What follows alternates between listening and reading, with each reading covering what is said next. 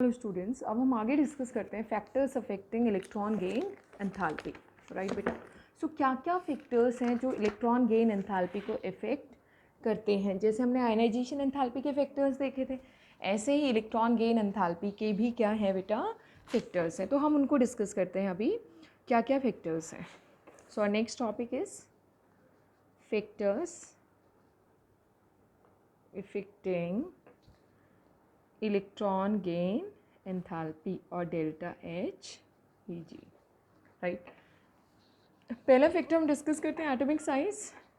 ठीक है, तो पहला फैक्टर है एटॉमिक साइज। देखो, सबसे पहली चीज़ तो अगर हमें इलेक्ट्रॉन ऐड करना है, ये न्यूक्लियस है, ये कोई एटम है, लेट्स से हम इसमें इलेक्ट्रॉन कितना ईजिली ऐड कर पाएंगे। मान लो इनके बीच का अट्रैक्शन बहुत ज़्यादा है, तो हम इलेक्ट्रॉन इजीली ऐड करेंगे। अट्रैक्शन किस में ज़्यादा रहेगा, एक छोटा एटम है और एक सपोज करो बड़ा एटम है, तो बड़े में अट्रैक्शन आउटरमोस्ट शेल में इसमें ज़्यादा है, छोटे में, शायद आप सारे कहेंगे कि छोटे में। तो इसमें तो इलेक्ट्रॉन ऐड करना ईजी है क्योंकि अट्रैक्शन ज़्यादा है, तो छोटे में ऐड करना ईजी है। तो यानी कि अगर छोटे एटम में हम इलेक्ट्रॉन ऐड करेंगे तो एनर्जी क्या होगी बेटा, रिलीज होगी, चांसेस यही है। ठीक है, बड़े में ऐड करेंगे तो और मैंने कहा था रिलीज यानी कि नेगेटिव को हम बोलते हैं हाई होगी, और बड़े में अगर हम ऐड करेंगे तो क्या होगा, लो। बट कभी कभी क्या सिचुएशन होती है, यहाँ पे पहले से ही इलेक्ट्रॉन्स होते हैं और उन इलेक्ट्रॉन्स और इनके बीच में क्या होता है, रिपल्शन शुरू हो जाता है। तो कई बार वो रिपल्शन इतना डोमिनेट कर जाता है छोटे होने की वजह से कि उसमें इलेक्ट्रॉन ऐड करना क्या होगा, मुश्किल। जैसे छोटा सा शेल है, छोटे से शेल में बहुत सारे इलेक्ट्रॉन्स हैं, आप एक और डालना चाह रहे हो तो उनके लिए क्या होगा, उस इलेक्ट्रॉन को अकोमोडेट करना मुश्किल होगा। तो दो चीज़ें एक साथ चलेंगी, इलेक्ट्रॉन को ऐड करवाना नहीं चाहेगा, लेकिन न्यूक्लियस चाहेगा कि इलेक्ट्रॉन आए तो मैं उसको और अट्रैक्ट करूं। सो अगर मान लो इसकी तरफ अट्रैक्शन ज़्यादा, तो इलेक्ट्रॉन ऐड करना आसान हो गया, तो डेल्टा जो एनर्जी है वो रिलीज़ होगी। और अगर इनके बीच का रिपल्शन ज़्यादा है तो इलेक्ट्रॉन ऐड करना क्या हो गया, मुश्किल हो गया। तो उस केस में एंथैल्पी क्या होगी, चाहिए होगी इलेक्ट्रॉन ऐड करने के लिए। ठीक है, ये क्लियर है। तो पहला फैक्टर है आपका एटॉमिक साइज़। तो अगर हम देखें, स्मॉल साइज़ में इलेक्ट्रॉन ऐड करना इजी है और लार्जर साइज़ में इलेक्ट्रॉन ऐड करना डिफ़िकल्ट रहेगा। ठीक है, सो हम कह सकते हैं डेल्टा एच ई जी, फाइन बेटा। और इलेक्ट्रॉन एफिनिटी, और ये आपको पता है सेम वे वेरी करते हैं, सिर्फ साइन का डिफरेंस होता है। और electron affinity they are inversely proportional to atomic size. जितना बड़ा इलेक्ट्रॉन ऐड करना उतना ही मुश्किल। रीज़न क्या है, बिकॉज एज साइज इंक्रीजेस, जैसे जैसे साइज इंक्रीज होगा अट्रैक्शन बिटवीन न्यूक्लियस एंड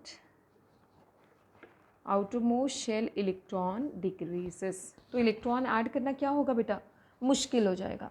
ठीक है, सेकेंड आता है इफेक्ट ऑफ न्यूक्लियर, लेकिन इसमें दो तीन अनॉमलीज है, वो मैं यही डिस्कस कर लेती हूँ, अनॉमलीज और एक्सेप्शंस। जैसे हम बात करें नाइट्रोजन और फास्फोरस की, छोटा कौन है, नाइट्रोजन, बड़ा कौन है, फास्फोरस। लेकिन नाइट्रोजन का डेल्टा एच ई जी की वैल्यू आप देखिए, नाइट्रोजन की वैल्यू है 20.1 और इसका है -74, यानी कि नेगेटिव है इसका, तो इसमें ऐड करना इजी और इसमें ऐड करना क्या है, डिफ़िकल्ट है। यानी कि क्या हुआ बेटा, इसका मतलब ये हुआ कि इसकी हाई है, हमने बोला कि हम नेगेटिव को हाई बोलते हैं, जितना ज़्यादा नेगेटिव उसको हम हाई बोलेंगे।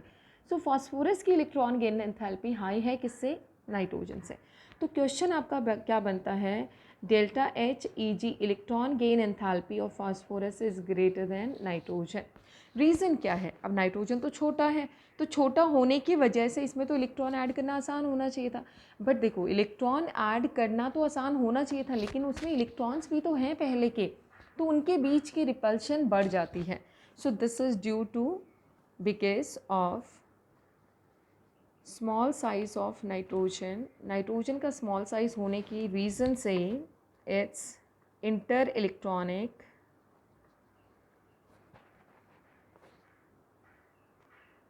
Repulsion increases. इसका इंटर इलेक्ट्रॉनिक रिपल्शन क्या होगा, इंक्रीज कर जाएगा। So difficult to add electron in nitrogen than phosphorus. Phosphorus से ज़्यादा क्या हो गया है, डिफिकल्ट। तो दो फैक्टर एक साथ चलेंगे, न्यूक्लियस चाहेगा ऐड हो, लेकिन पहले वाले इलेक्ट्रॉन्स क्या चाहेंगे, और ना ऐड हो। छोटा सा घर है, फैमिली में मेम्बर्स पहले ही चाह रहे हैं, एक ही रूम है, तो आप चाहोगे कि आपके रूम में कोई गेस्ट आके रहे, शायद कभी भी नहीं चाहेंगे हम लोग। और बड़ा सा घर है तो फिर भी हम एडजस्ट कर लेंगे।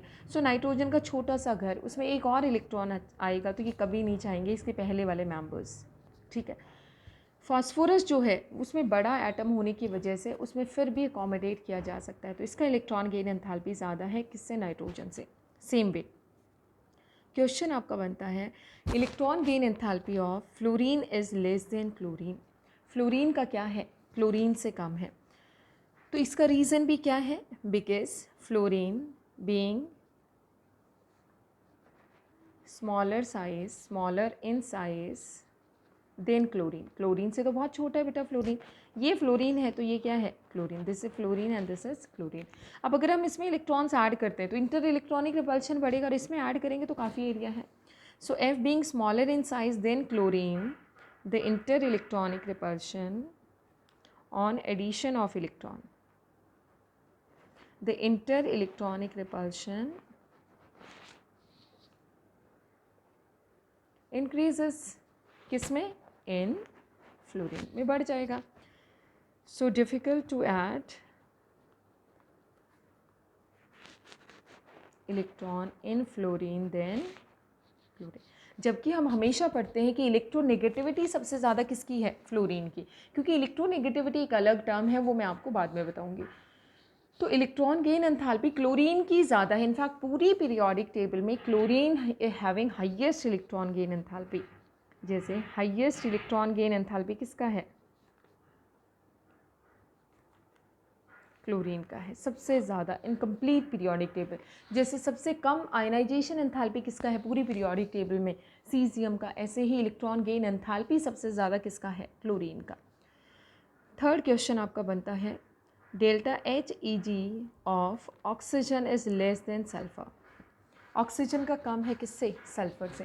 तो ये पूरा ही ग्रुप आप देख लीजिए बेटा, क्लोरीन का फ्लोरीन का ज़्यादा होना चाहिए था, छोटा है किसका ज़्यादा, क्लोरीन का। ऑक्सीजन का ज़्यादा होना चाहिए था, है किसका, सल्फर का। नाइट्रोजन का ज़्यादा होना चाहिए था, है किसका ज़्यादा, फॉस्फोरस का।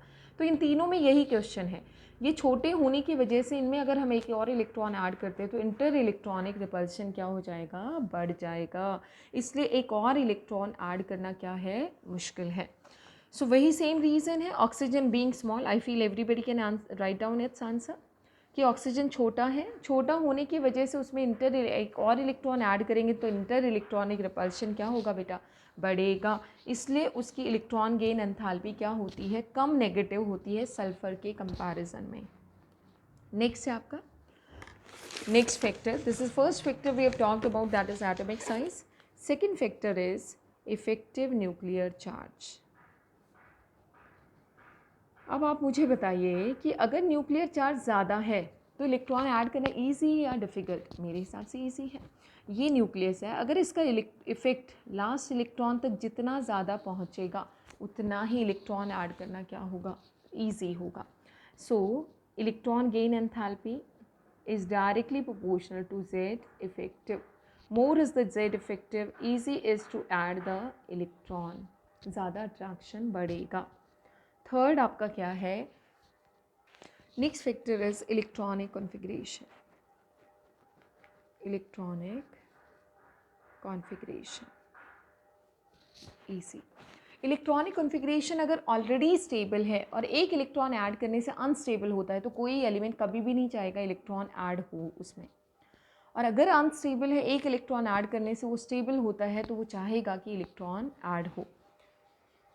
सो सपोज करिए सम एलिमेंट, जैसे हम एग्जाम्पल से ही चलते हैं, कोई एग्जाम्पल हमने लिया, लेट्स से नाइट्रोजन है।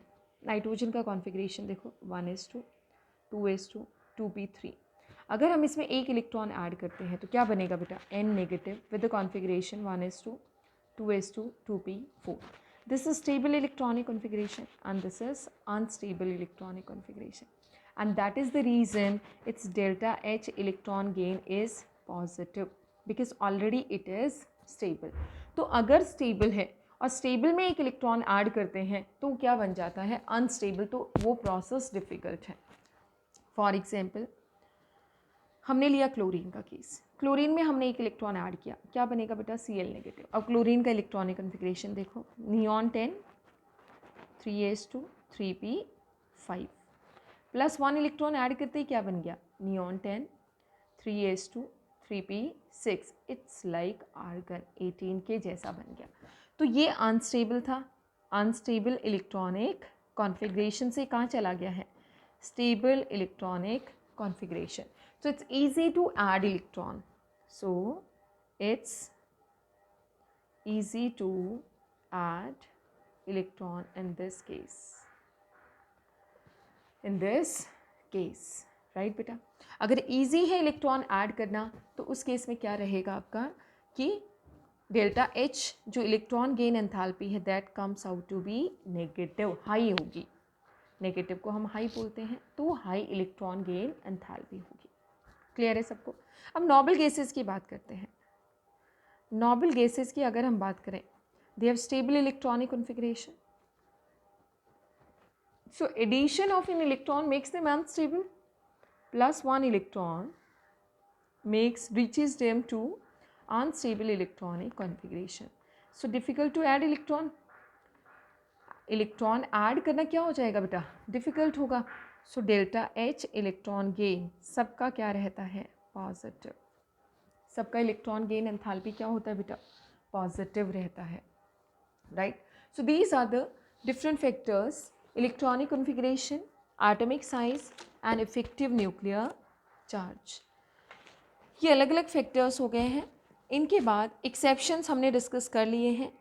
नेक्स्ट इज कि इलेक्ट्रॉन गेन एंथैल्पी के ट्रेंड्स क्या हैं, what are the trends of electron gain enthalpy.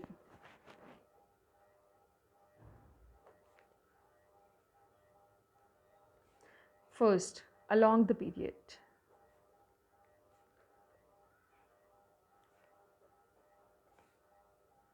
आपको पता है अलोंग द पीरियड हम जाते हैं, साइज डिक्रीज होता है तो इलेक्ट्रॉन गेन एंथैल्पी इंक्रीज होगा, जेड इफेक्टिव इंक्रीज होता है तो भी इलेक्ट्रॉन गेन एंथैल्पी इंक्रीज होगा, तो दोनों ही फैक्टर्स फेवरेबल हैं। So along the period delta H E G increases, increases means becomes more negative, ज़्यादा नेगेटिव बनता है, ठीक है। एक्सेप्शन यहाँ पे नाइट्रोजन का है। इसका रीज़न क्या है, रीज़न इसका है along the period atomic size decreases and Z effective increases, और दोनों ही फैक्टर्स जो फेवर करते हैं इलेक्ट्रॉन के एडिशन को। सेकेंड है आपका along the group, along the group और डाउन द ग्रुप, और इनफैक्ट बेटर रहेगा हम लिखें down the group. Down the group क्या होता है, delta H electron gain enthalpy क्या बनती है बेटा, डिक्रीज होती है, becomes less and less negative, becomes less and less negative. और इसके एक्सेप्शंस हमने डिस्कस कर लिए हैं, नाइट्रोजन, फास्फोरस, ये सारे इसके क्या हैं, एक्सेप्शंस हैं, ठीक है। क्लोरीन, फ्लोरीन, ऑक्सीजन, सल्फर, ये इसके एक्सेप्शंस हैं। सो क्यों होता है decrease, because atomic size increases, पहला reason. Second, Z effective decreases, Z effective क्या होता है, डिक्रीज हो जाता है। So these are different factors which explains why along the period electron gain enthalpy increases and down the group electron gain enthalpy decreases with few exception जो कि हमने discuss कर ली है। अब आपका क्वेश्चन आता है, अरेंज द फॉलोइंग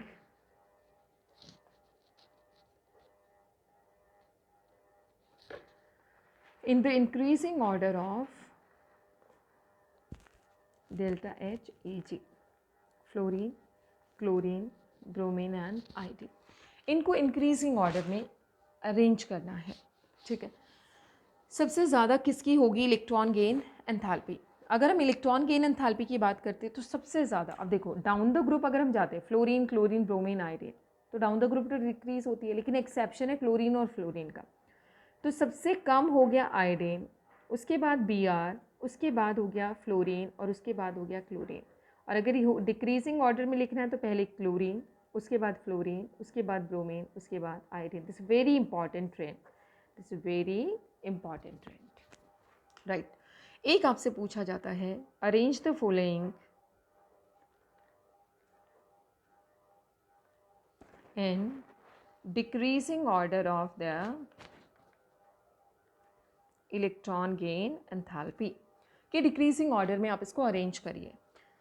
क्या क्या है इसके ये एलिमेंट्स क्या हैं? ऑक्सीजन, सल्फर, फ्लोरीन, क्लोरीन, ये सारे एलिमेंट्स हैं। तो देखो आप ये याद रखना, आपको बच्चा कई बार अब तो याद रहेगा पढ़ते टाइम, तो बाद में कंफ्यूज हो जाता है। ऐसे करके ना हम यहाँ से चलना शुरू करते हैं, फ्लोरीन से यूँ गए, ये ऐसे। तो ये हमने क्या बना दिया है, एन आपका ऐसे बनता है, ये उल्टा एन बना दिया हमने। क्लोरीन से गए, डायरेक्शन ये होगी फ्लोरीन फ्लोरीन सल्फर, ऐसे करके ये हमने क्या बना दिया बेटा, उल्टा एन बना दिया है। तो इस तरीके से याद रखना आप, ऐसे यहाँ पे हमें पता है क्लोरीन रहता है, यहाँ फ्लोरीन रहता है, यहाँ सल्फर रहता है और यहाँ पे ऑक्सीजन। तो सबसे ज़्यादा क्लोरीन, उसके बाद फ्लोरीन, उसके बाद क्लोरीन के बाद फ्लोरीन, फिर सल्फर और उसके बाद ऑक्सीजन। सो ये ट्रेंड्स आपके आ गए हैं, ठीक है। अब बात आती है कि इलेक्ट्रॉन गेन एंथैल्पी से क्या आइडिया लगता है। जितना इजीली कोई एलिमेंट इलेक्ट्रॉन ले लेगा उतना ही स्ट्रॉन्ग वो क्या होगा, नॉन मेटल होगा। जितना डिफ़िकल्टी होगा इलेक्ट्रॉन लेने में उतना ही स्ट्रॉन्ग वो क्या होगा, मेटल होगा। तो इलेक्ट्रॉन गेन एंथैल्पी और ionization enthalpy they are directly related to the metallic and non metallic character, right.